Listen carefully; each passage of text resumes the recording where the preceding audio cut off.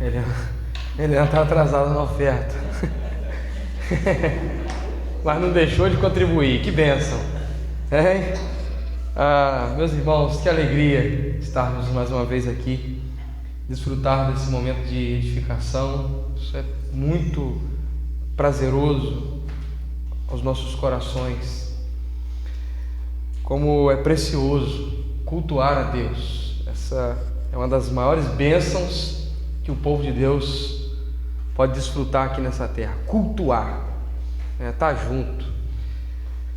Antes de estar anunciando a palavra do Senhor, gostaria de falar a respeito de uma boa notícia que nós viemos estar orando por ela.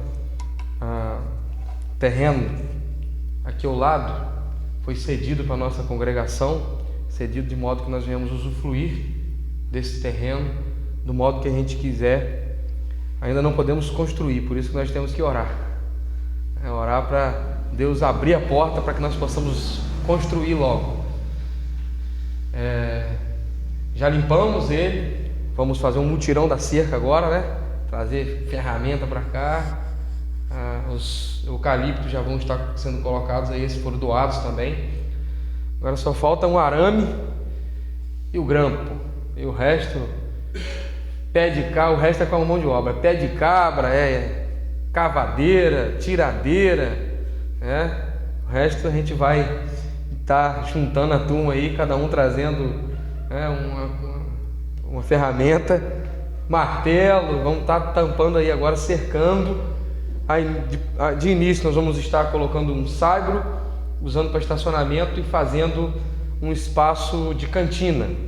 Vamos estar preparando ali um cantinho onde nós vamos ter uma cozinha com espaço para fazermos cantina. Verão está vindo aí, nós vamos poder desfrutar de momentos de comunhão ali, vai ser uma bênção.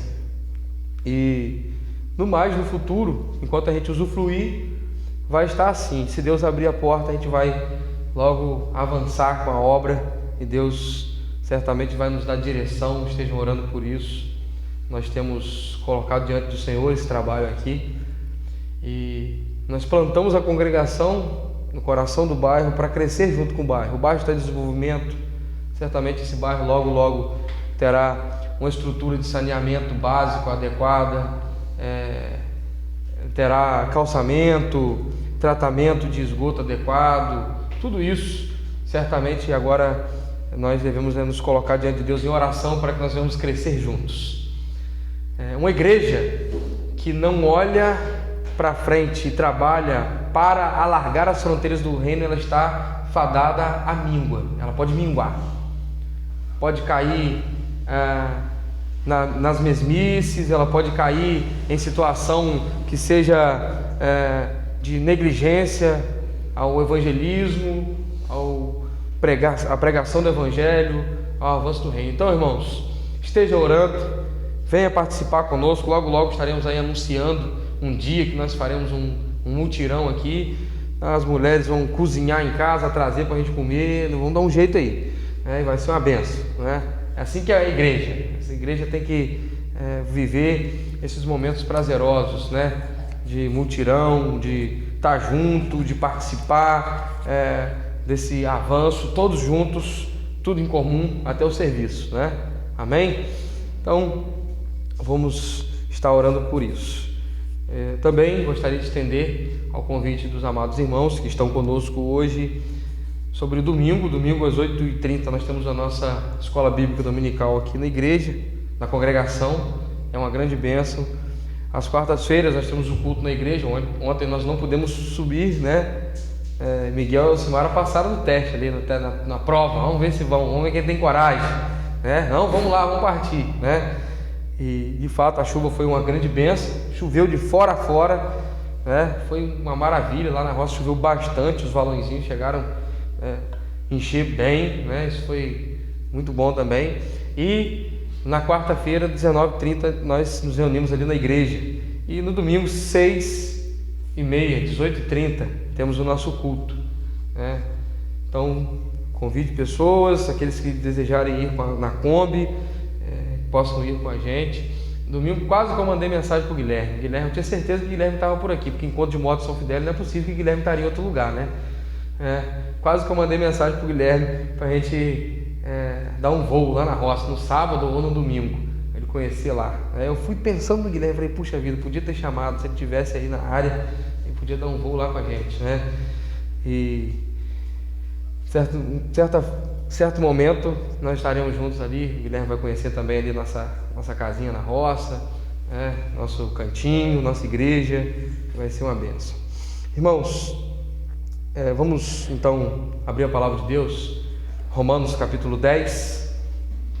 Romanos capítulo 10, vamos ler versículo 11 até o versículo 21. Eu quero pegar o coração do texto, que é exatamente o versículo 17, e está refletindo um pouco em todo o contexto, mas também quero dar ênfase nesse versículo, que é o versículo chave. Mas gostaria de ler o contexto imediato com os irmãos, para que nós possamos então refletir na palavra de Deus. Romanos capítulo 10, versículo 11 ao 21. Diz assim a palavra de Deus: como diz a Escritura, todo aquele que nele crê não será confundido, pois não há diferença entre judeu e grego.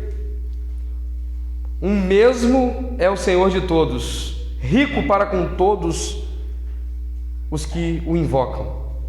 Porque todo aquele que invocar o nome do Senhor será salvo. Como, pois, invocarão aquele em quem não creram? E como crerão naquele que não ouviram? E como ouvirão se não há quem pregue? Ou como pregarão se não forem enviados? Como está escrito: quão formosos são os pés dos que anunciam a paz, dos que anunciam as boas novas. Mas nem todos obedeceram o Evangelho, pois Isaías diz: Senhor, quem creu na nossa pregação? De sorte que a fé vem pelo ouvir, e ouvir a palavra de Deus.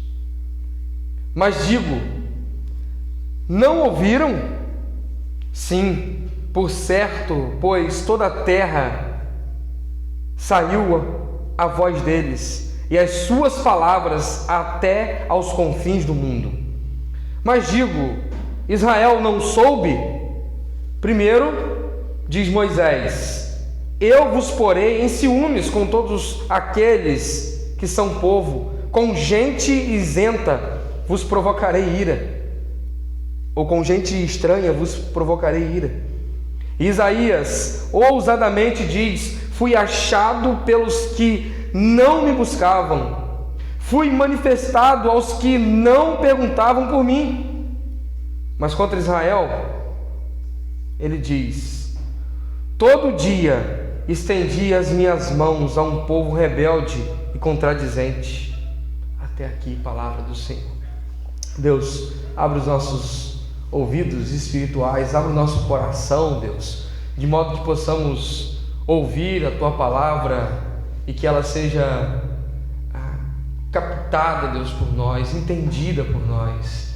Ó Senhor, fale aos nossos corações, por graça, misericórdia, em nome de Jesus Cristo, que essa palavra que nos chama à realidade de que o Senhor fez por nós, o que o Senhor fez por nós, ó Deus. Ó Deus, que nessa noite aqueles que compreenderem a Tua palavra possam ter os seus corações cheios de fé, enriquecidos com fé no Filho unigênito de Deus. Ó Pai, em nome de Jesus que nós oramos. Amém e amém. Amados irmãos, esse texto é um texto memorável, um daqueles textos que nós lemos e sabemos de um versículo que está nele, que vai ser recitado muitas vezes, memorizado por muitas pessoas. O apóstolo Paulo está sendo objetivo em se dirigir a judeus e abrindo as fronteiras a todo homem e dizendo: não há desculpas. Deus já manifestou a mensagem, ela foi anunciada e não há desculpas.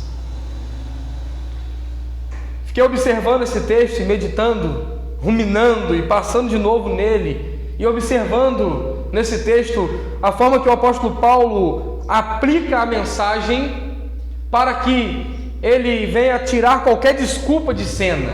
E nós muitas vezes temos desculpas, irmãos. Temos desculpas. O judeu tinha uma desculpa.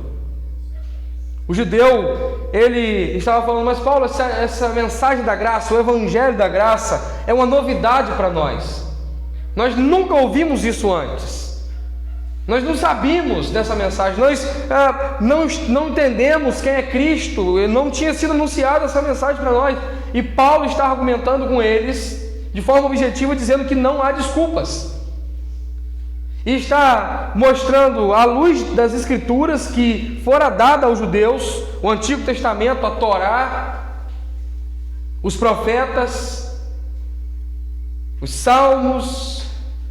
Ele está dizendo que todo o Antigo Testamento, Moisés no Pentateuco, 5 primeiros livros da Bíblia, ele está dizendo que os profetas que vieram, eles anunciaram essa mensagem, eles pregaram, eles foram enviados para anunciar essa mensagem, de modo que isso torna o judeu indesculpável e qualquer um de nós indesculpável quanto a não ter a mensagem anunciada. Nós não sabíamos, nós não podemos dar essa desculpa, de modo que Deus se revela na natureza e a sua glória é manifesta na natureza. O capítulo 1, Paulo, ele argumenta dessa forma: não há desculpa, Deus manifestou a sua glória na natureza, de modo que todos se tornam indesculpáveis. E também Paulo argumenta que, por causa da manifestação da palavra de Deus, porque Deus deu a mensagem, a palavra, o homem se tornou indesculpável. O apóstolo Paulo, ele cita nesse texto uma gama de versículos, de modo que fica sendo um dos textos mais fáceis de pregar. A teologia bíblica do texto está no próprio texto. Isaías, Joel, Deuteronômio, Salmos. Ele vem apresentando vários textos, de modo que somente nessa perícope ele apresenta 7 citações. Eu li 21 versículos. Desses 21 versículos, 7 dele são citações do Antigo Testamento. De modo que temos aqui um dos principais argumentos de que a própria palavra autentica a palavra dentro da crítica textual da Bíblia. São 7 citações, de modo que o apóstolo Paulo está meio que cercando as desculpas que ele certamente tinha ouvido da igreja de Roma. Gregos, judeus, ouviram a mensagem do evangelho e alguns deles diziam: nós não tínhamos essa mensagem antes, e por isso que nós estamos com dificuldade de aceitá-la. E o apóstolo Paulo está argumentando o seguinte: nós, os judeus daqui agora, que estamos vivendo em Roma, da mesma forma que os nossos pais, na época de Abraão, de Moisés, dos profetas, eles foram duros, nós também somos. E eles foram indesculpáveis. E, amados irmãos, aqui nesse texto surge uma questão em que muitos têm dúvidas a respeito dessa questão. Paulo está argumentando de que os nossos antigos irmãos, no Antigo Testamento, eles foram salvos de uma só maneira. Não existe 2 meios de salvação. Não existe um meio para salvar o homem no Antigo Testamento e um meio para salvar o homem no Novo Testamento. O único meio de Deus salvar o homem é mediante a fé. No Antigo Testamento não foram salvos pelas obras da lei, de modo que o apóstolo Paulo argumenta desde o capítulo 9 que o homem não consegue ser salvo pela lei, porque a lei é insuficiente para salvar o homem. Então nós vamos observar Paulo agora dizendo: no Antigo Testamento foi pregado, porque eles tinham que ouvir, porque somente mediante o ouvir da palavra é que vem fé, que manifesta a fé. O apóstolo Paulo cita no capítulo 10, versículo 11, Isaías 28, 16: todo aquele que nele crê não será confundido. Isaías está apontando para Cristo e dizendo que precisa crer em Cristo para ser salvo, mas eles estão no Antigo Testamento. Não é fazendo o que a lei manda fazer? Não é cumprindo as ordenanças da lei? Não, é todo aquele que nele crê. Isso é o profeta Isaías anunciando ao povo a mensagem de salvação. O versículo 13, Paulo cita Joel, capítulo 2, versículo 32, e diz: porque todo aquele que invocar o nome do Senhor será salvo. Versículo 15, o apóstolo Paulo cita Isaías 52, versículo 7, e diz: quão formosos são os pés dos que anunciam a paz, os que anunciam as boas novas. E no capítulo 16, um dos versículos que nós conhecemos, ou mais conhecemos de Isaías, está no capítulo 53, e no versículo 1, Isaías, que tinha anunciado para aquele povo a mensagem daquele que viria, de quem o povo precisava crer, aquele povo que foi duro, rejeitou aquela mensagem. Isaías faz uma pergunta para Deus. Isaías vai diante de Deus e fala: Senhor, como que eu vou fazer? Como que eu vou? Esse povo nunca vai me ouvir. Eu quero continuar pregando, mas essa mensagem não está sendo ouvida. Isaías pergunta para Deus, capítulo 53, versículo 1: quem creu? Quem deu crédito à nossa pregação? Quem se curvou diante do Senhor e creu na nossa mensagem? Versículo 19, o apóstolo Paulo cita Deuteronômio capítulo 32, versículo 21, e diz: eu vos porei em ciúmes com aqueles que não são povo, com gente estranha, vos provocarei ira. E para o judeu, entrar numa igreja junto com um grego, com um gentio, e cultuar o mesmo Deus deles, era inconcebível. Era algo que era uma ofensa para eles. Dizer que o judeu agora era também filho do Deus, do Yahvé. E então, Paulo argumenta: Deus mesmo anunciou que ele anunciaria, que ele traria essa mensagem para povos distantes, e lhes confundiria e provocaria ira. E o pior de tudo, o apóstolo Paulo ainda diz, o próprio profeta Isaías, no capítulo 65, versículo 2, anunciou que Deus foi achado pelos que não o buscavam, e foi manifesto aos que não perguntavam por ele. Aqueles que foi anunciado rejeitaram, e aqueles que estavam longe nunca foram atrás de Deus. Deus foi atrás dele e os buscou. E o versículo de número 21 diz que Deus buscou com mão forte.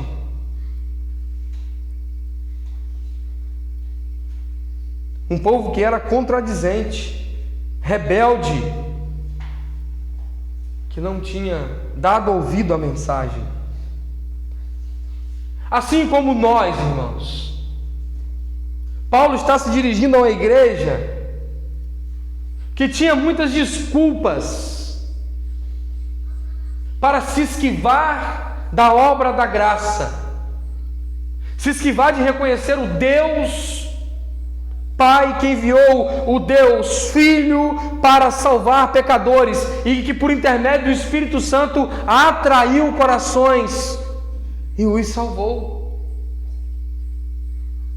O que tinha aqui era argumentos de que eles não sabiam, que não tinham ouvido a mensagem, e nós muitas vezes apresentamos os nossos argumentos.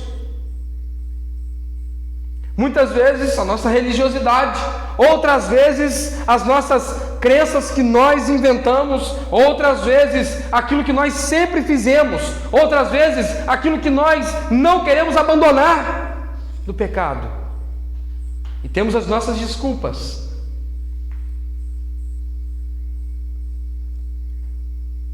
Por que o versículo chave é o versículo 17? Porque Paulo, ele argumenta que não há desculpas. Deus tudo já fez para salvar o homem. O Deus Pai decretou, o Deus Filho executou, o Deus Espírito Santo aplicou. E o meio que Deus usou para fazer tudo isso e anunciar tudo isso foi a pregação. Foi o anúncio.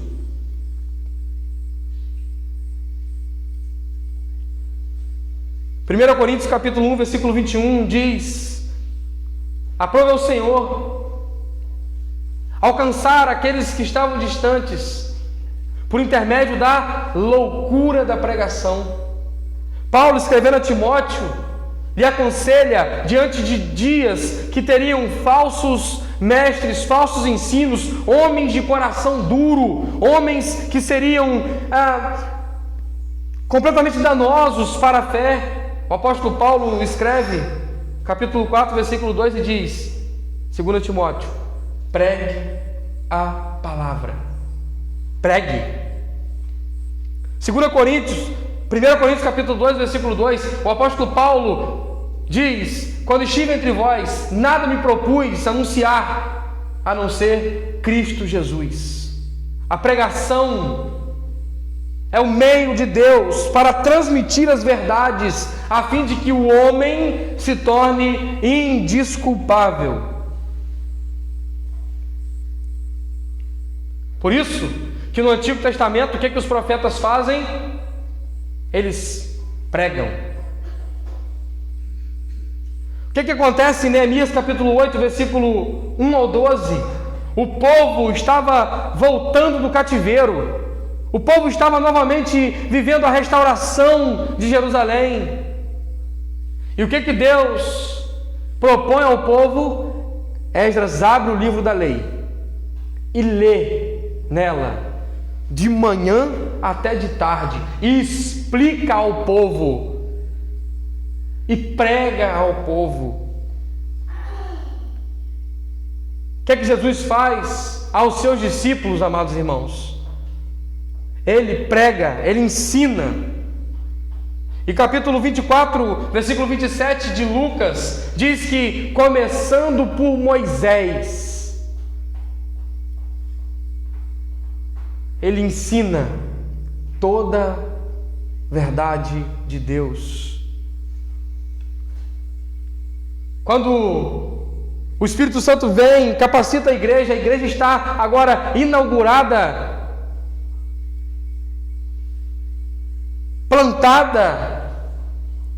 O que os apóstolos vão fazer? Atos, capítulo 2, versículo 14 ao 40. Pedro prega. De sorte, então, que a fé vem pelo ouvir e ouvir a palavra de Deus. Eu quero tirar algumas lições dessa verdade, porque Efésios, capítulo 2, versículo 8, diz o seguinte: pois é pela graça que sois salvos, por meio da fé. Pela graça sois salvos por meio da fé. E isso não vem de vós, é o que? É um dom de Deus. De modo que esse texto tem uma conexão direta com versículo 17. De sorte que a fé vem pelo ouvir.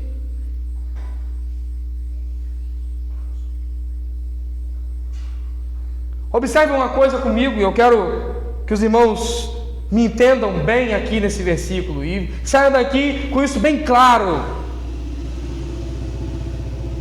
nos corações, irmãos. De sorte que a fé vem. Aos Efésios diz que a fé é um dom de Deus. Observe então que nós muitas vezes temos uma concepção errada do que é fé. Porque nós achamos que fé é a nossa maneira de acreditar. Nós achamos que fé é uma capacidade humana de crer naquilo que Deus é. Muitas vezes nós temos uma análise sobre fé e achamos o seguinte: fé é aquilo que eu tenho, é meu, e eu expresso diante de Deus aquilo que eu tenho. E por aquilo que eu tenho a oferecer a Deus, que é a minha fé, Ele faz alguma coisa por mim.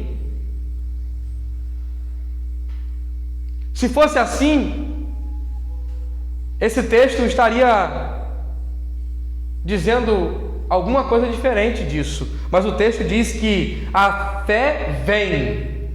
O texto não diz, a fé vai, porque vocês ouviram a palavra de Deus. O texto diz que a fé vem, ela não é nossa. Por ela ser um dom de Deus, é Deus que nos dá a fé. E o que é a ação de Deus produzir fé em nossos corações? É exatamente a ação do Espírito Santo nos convencendo do pecado, da justiça e do juízo e produzindo em nós arrependimento e fé. É dom. Em uma simultaneidade, há no mesmo instante que o homem se arrepende, fé.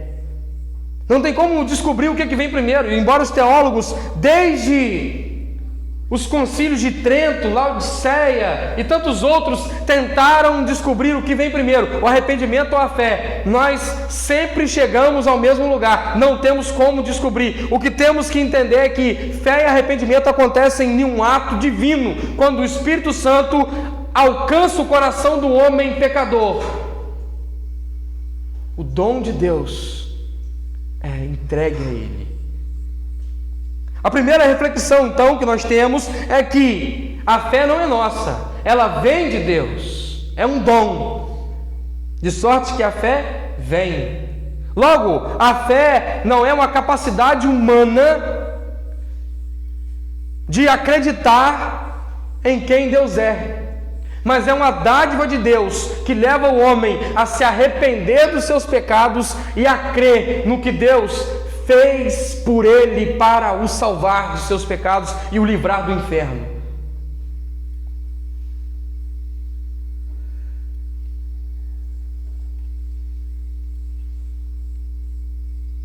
Agora, a fé não vem aleatoriamente. A fé vem como, irmãos? A fé vem pelo ouvir.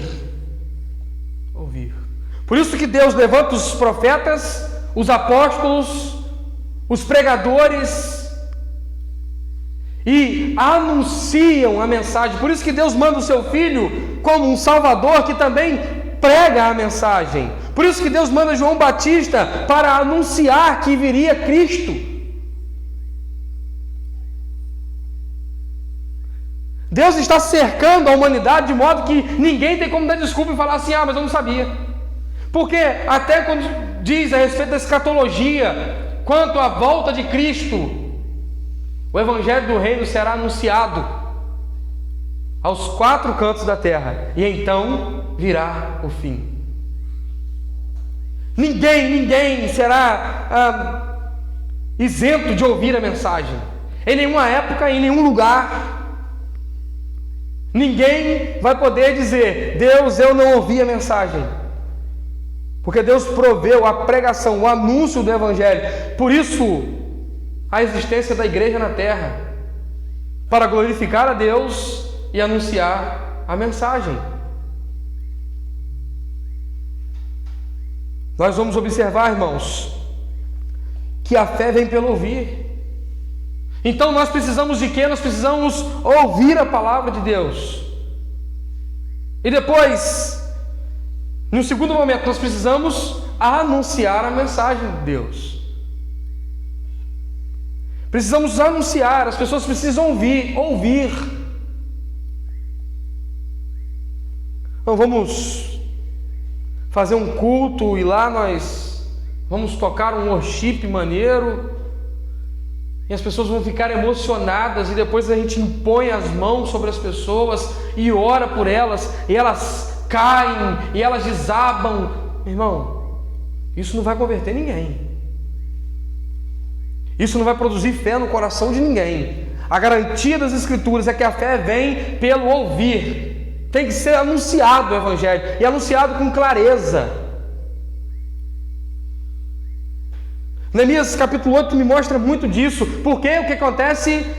O povo está ouvindo a leitura da palavra, mas depois, no segundo momento, o povo está sendo explicado ao povo o que foi lido. Os levitas estão explicando aos todos que podiam entender, está explicando. Nós precisamos, amados irmãos, saber que essa mensagem, que deve ser ouvida por todos, ela precisa ser anunciada com clareza. E é muito fácil nós anunciarmos essa palavra com clareza. Deus criou. O pecado veio, houve queda, separação, distanciamento. E aí o plano de redenção é conduzir aquele povo de volta para Cristo, de modo que Ele envia os seus pregadores, os profetas, e anunciam a respeito daquilo que viria a acontecer, e como Deus restauraria o relacionamento do povo com Ele, daqueles que estavam distantes, daqueles que tinham se desviados. Por causa do pecado de Adão, todos nós nos tornamos pecadores e herdamos uma herança maldita do pecado, de modo que todos precisamos de Cristo. E então Deus envia Cristo, e Cristo vem e morre numa cruz para assumir a nossa culpa, absolver a ira de Deus e nos salvar e nos libertar dos nossos pecados. E então Ele ressuscita e nos garante que nós teremos morada eterna com Ele, num novo céu, numa nova terra, e Ele virá para buscar o seu povo. Essa é a mensagem, amados irmãos, que o povo precisa ouvir. Essa é a mensagem que precisa ser anunciada, porque somente essa mensagem pode trazer fé aos corações. A mensagem que produz fé não é a mensagem de 15% de dízimo que Deus vai responder a sua oração. A mensagem que tem que ser anunciada não é essa não. Faça um sacrifício, entregue a chave do carro, porque Deus vai responder a sua oração. Não é essa fé que deve ser anunciada, não é essa fé que Deus quer produzir. A fé que Ele quer produzir é a fé salvífica, que vem dEle para o povo, não uma fé que é moeda de troca para o povo oferecer ela a Deus, querendo alguma coisa. Ouvir a mensagem. Primeiro, a fé vem de Deus. Amanhã eu vou compartilhar um vídeo da Conferência Fiel 2010. E a ilustração apresentada é que 3 homens morreram. 3 homens morreram e chegaram no céu, e Jesus veio até a porta do céu para conversar com aqueles 3 homens e então recebê-los ali. E Jesus chegou e perguntou para o primeiro: por que eu deveria deixar você entrar no meu céu? E ele respondeu: olha, eu tenho fé, eu acredito, eu sempre fui religioso e cumpri com o que estava ordenado na lei.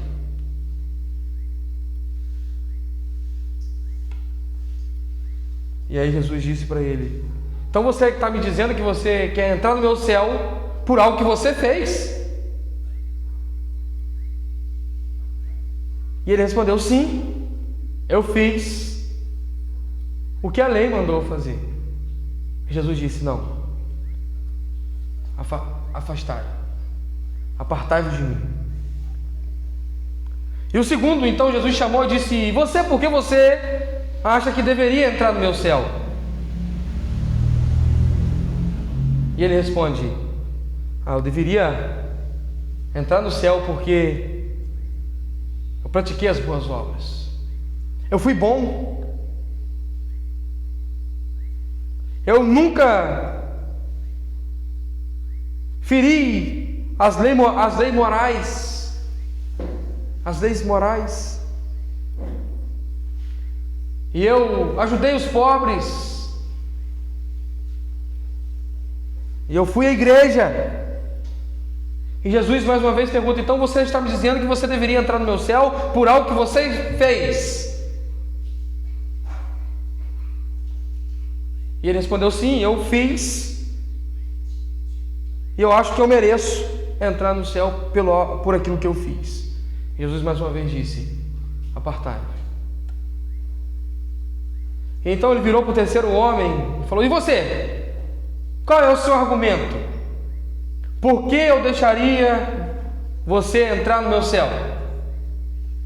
E ele olhou para Jesus e disse: eu não mereço, mas o Senhor morreu na cruz para me salvar, e por isso eu acho que eu posso entrar no céu. E Jesus disse: você está dizendo que você deveria entrar no céu pelo que eu fiz por você? E ele disse: sim, somente pelo que o Senhor fez por mim eu mereço entrar no céu. Essa é a verdadeira fé. E Jesus disse: vinde para o gozo eterno. Muitas pessoas acham que a fé salvífica, a fé que salva, é aquilo que nós temos para apresentar a Deus. Está aqui, Deus, minhas mãos, olha aqui o que eu fiz, olha aqui o que eu tenho para te dar. Eu sou um bom religioso, eu gosto de ir à igreja, eu faço as coisas direitinho, eu não roubo mais, eu não me prostituo mais, eu não mato ninguém, eu não vou matar ninguém, eu quero, Senhor, aqui que o Senhor veja a minha fé. Olha, eu dou cesta básica para os pobres, eu visito as pessoas lá na comunidade carente e faço alguma coisa por elas, e pensando que isso é fé que vai salvar elas. Não é. Agora, o que a igreja de Cristo precisa fazer e que o mundo tem que receber é a mensagem da palavra de Deus, irmãos. O texto diz, 10:17, parte B: e ouvir a palavra de Deus. E ouvir a palavra de Deus.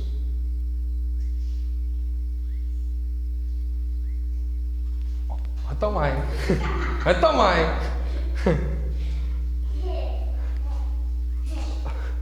E vai atrapalhar a gente aqui.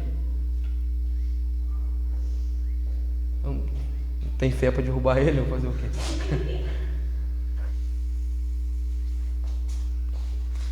Pronto. Viu?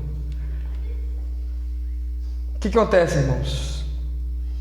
Ouvir a palavra de Deus. Não ouvir qualquer coisa. Não é ouvir palavras motivacionais. Não é ouvir argumentos moralistas que dizem aquilo que você pode e aquilo que você não pode fazer. A fé vem pelo ouvir, e ouvir a palavra de Deus. Quando o apóstolo Paulo, isso aqui ficou me chamando muita atenção no texto, saltou nos meus olhos. O apóstolo Paulo diz que a fé vem pelo ouvir e ouvir a palavra de Deus. E a perícope que ele usa para argumentar que a fé vem pelo ouvir e ouvir a palavra de Deus é a perícope que ele mais usa textos bíblicos. De alguma forma isso precisa falar conosco. A fé vem pelo ouvir a palavra de Deus. E o apóstolo Paulo usa 7 textos de 21 escritos, 7 versículos de 21 escritos de citação da palavra de Deus. Hoje o que nós vemos, irmãos, são palavras de homens. Os pregadores de hoje dizem assim: eu já tenho uma mensagem prontinha, só preciso de um texto bíblico.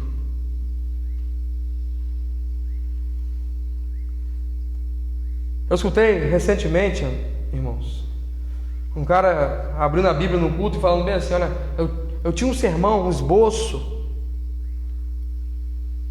Mas Deus falou comigo algo especial.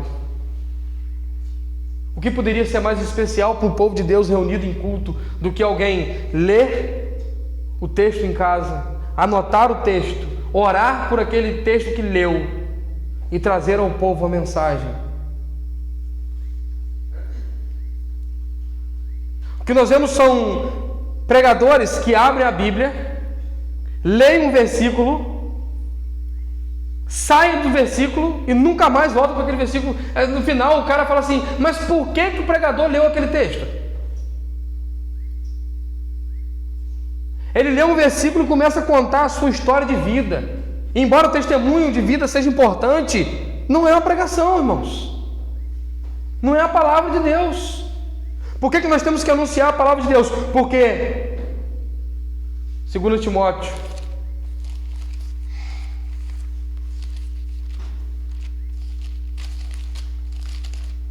capítulo 3, versículo 16. Por que nós temos que anunciar a palavra de Deus? Porque toda Escritura é divinamente inspirada e proveitosa para ensinar, para repreender, para corrigir, para instruir em justiça, versículo 17, a fim de que o homem de Deus seja perfeito e perfeitamente preparado para toda boa obra. Por que nós temos que anunciar a palavra de Deus? Porque a fé vem pelo ouvir a palavra de Deus. E porque a palavra de Deus ela tem que ser pregada?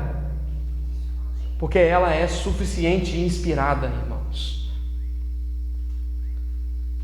As palavras dos homens são passageiras,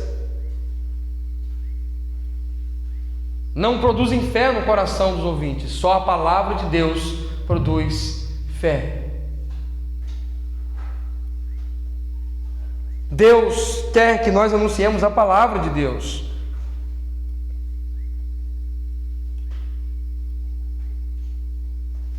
Porque quando nós ouvimos essa palavra de Deus, suficiente, bem explicada, clara aos nossos corações, isso produz fé. E nós depositamos o nosso viver nas mãos de Deus. E confiamos a Ele a nossa salvação. Porque quando ouvimos a palavra do Senhor, nós então nos arrependemos dos nossos pecados. Nós reconhecemos que nós precisamos de Deus, porque nós estávamos perdidos e mortos.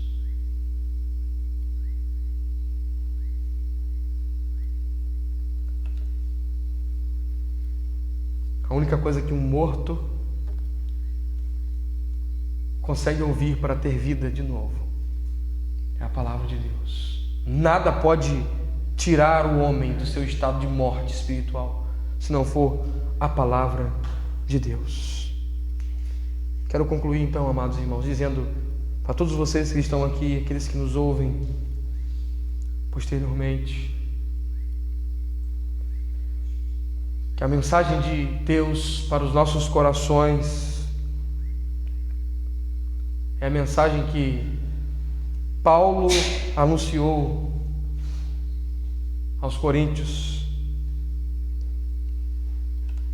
Anuncio Cristo segundo as Escrituras, que morreu segundo as Escrituras, que ressuscitou segundo as Escrituras e que voltará para buscar o seu povo.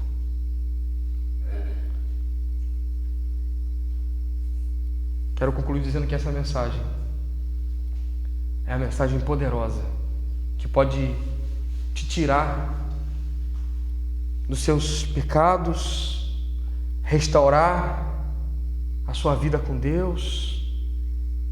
Essa é a mensagem que pode transformar a sua vida, o seu viver. Essa é a mensagem que pode trazer vida para o vale de ossos secos. O que Deus disse para o profeta? Vai e profetiza sobre o vale de ossos secos. É a mesma coisa que Deus diz para nós hoje, para a igreja, para os pregadores: prega, profetiza, anuncia o evangelho sobre os vales de ossos secos, e eles receberão vida. Quero dizer também que essa palavra, a palavra de Deus, ela é o conselho do Senhor para um viver que o glorifica. Ela produz fé, mas não uma fé inértil, uma fé involuntária, uma fé que não é viva.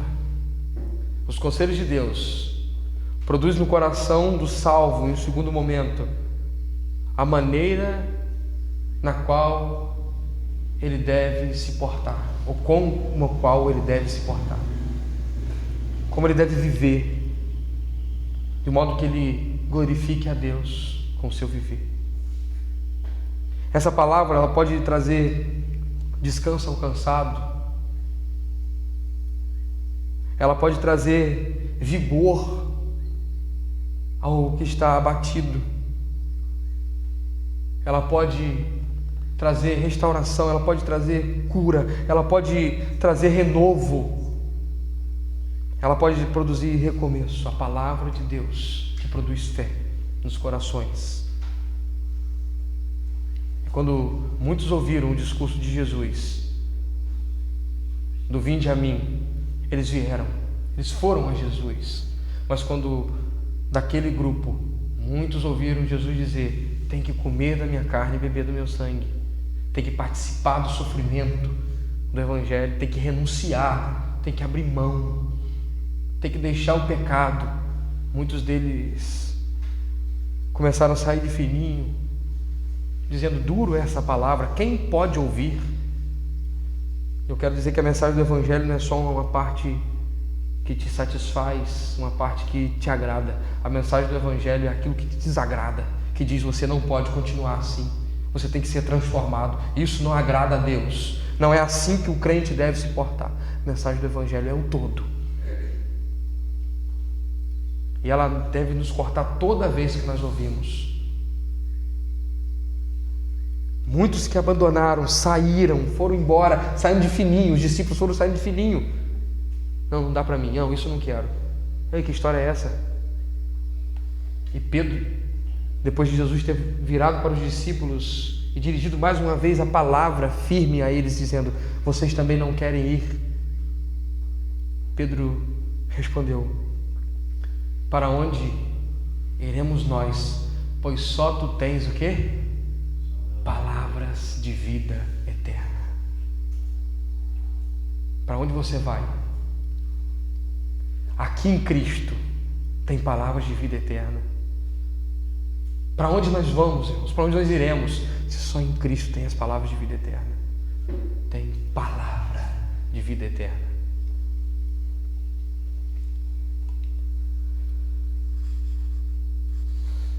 Essa palavra alcance os nossos corações e produza fé, arrependimento e vida. Feche seus olhos e vamos orar nesse momento. Santo Deus, essa é a sua palavra que está diante de nós. Eu quero aqui orar, Senhor,